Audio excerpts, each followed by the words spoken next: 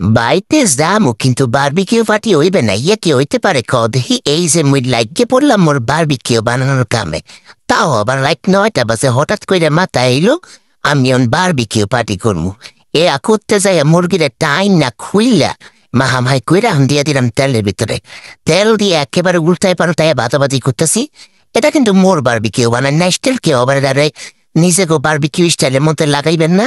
আমার এটারই ভালো লাগে বারবিকিউ কইতে, আমার এটাই খাইতে খুব মজা লাগে। আমি এমনি খাই, যার বাড়া লাগবো না হ্যাঁ নিঃসন্দেহে চলিয়ে দিতে পারেন আনতে।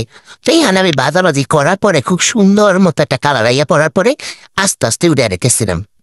খালি উড়াইলি কি হইব, আরেক খোলা দেওয়া লাগবো না, আরো তো বেবা আকে পইরে আছে।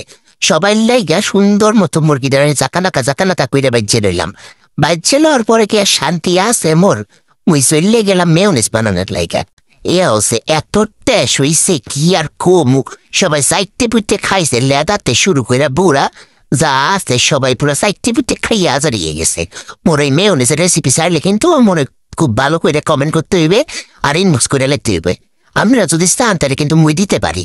তো ইয়ানে বানানোর পর কিসে স্বাদ মতো জির ভাই আবার বানিয়ে পড়তে আসে। মুই কি আবার খামু কিনা এই চিন্তা করতে আসি। আমার আউটসাইডে সব কিছু সবাই ইগনোর করে যাইবেন। এই অগোছালো আসিল, মুই হঠাৎ করে প্যারান করছি, কোনো প্যারান আগাতে ছিল না। এইটা এরপর আমি সবাই সার্ভ করে দিলাম, সবাই সুন্দর মতো খাইয়া হাজারিল। আজকের মতো এই পর্যন্ত, সবাই ভালো থাকবেন, সুস্থ থাকবেন, আল্লাহ হাফেজ।